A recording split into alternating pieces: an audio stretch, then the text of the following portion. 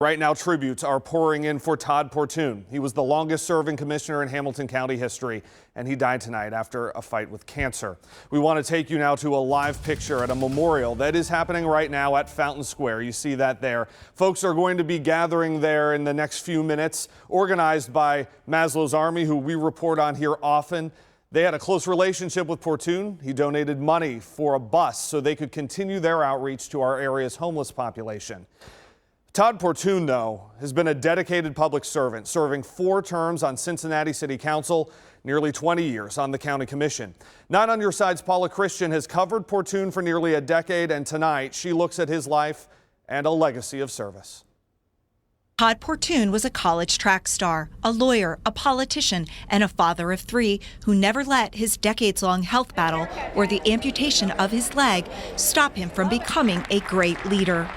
He left his mark across the Cincinnati skyline, from the banks in Paul Brown Stadium to the County Administration Building, which will be renamed in his honor. You can see his fingerprints on almost every part of our county, and that's a testament to his 20 years of service. Chris Monzel, who served with Portune on City Council and Commission, remembers him as a tireless worker and an eternal optimist who was called to public service at a young age. When his father died, he was walking from the funeral with one of his friends and trying to figure out what he was going to do. And he's like, I felt this electricity in my stomach that I'm supposed to do something, that I was supposed to give back, supposed to make my community better.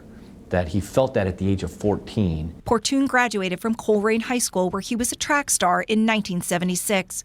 Olympic gold medalist and former Bengal Tommy Smith recruited Portune to run track at Oberlin College. There, Portune set 7 school track records and was a standout football player. He was inducted into Oberlin's Hall of Fame in 1998.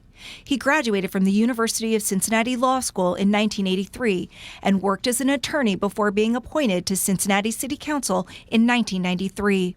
3 years later, doctors discovered tumors on his spinal cord, which partially paralyzed his leg and left him as a paraplegic. This is a man who was told 16 years ago he would never walk again because he had tumors around his spine. He was in a wheelchair for like a year and a half, and he trained himself back to able to walk. Mayor John Cranley says Portune was a visionary who had the courage to fight for gay rights, civil rights, and rights for the disabled. A little bit like FDR, he was able to overcome his physical disability to continue to serve, but unlike FDR, he didn't hide it and showed people what people with disabilities can do. In 2000, Portune pulled off a political miracle when voters elected him to the Hamilton County Commission as the first Democrat in nearly 40 years.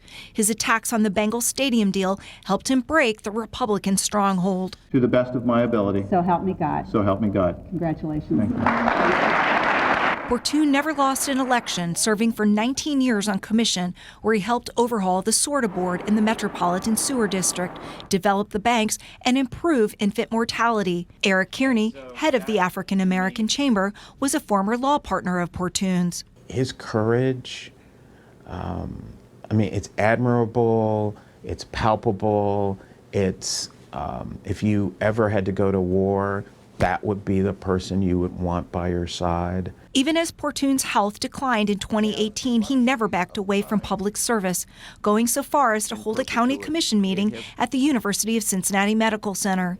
Through it all, former Commissioner Greg Hartman says Portune never complained. Never shown anything but courage through it, and it's been, he's an amazing person, really is. Hartman says Portune had the biggest heart of anyone he had ever met. Todd saw a big part of his role as a voice for the little guy, who's not represented. His voice that he gave to people that, might not have ordinarily been heard, that's his legacy. In September 2019, Portune announced that he would retire at the end of the year. His cancer had returned and chemotherapy could not stop it from spreading. At that emotional press conference, surrounded by family and friends, Portune seemed at peace with what lay ahead. And I thank God for the privilege to have had the life that I have. And if that means I get to live for a long time, that's great. And if that means that the Lord has something else in mind for me, then I'm comfortable with that too. Because I've lived a wonderful life, and we should all be thankful for the lives that we have and the blessings that we have received. Paula Christian, 9 on your side.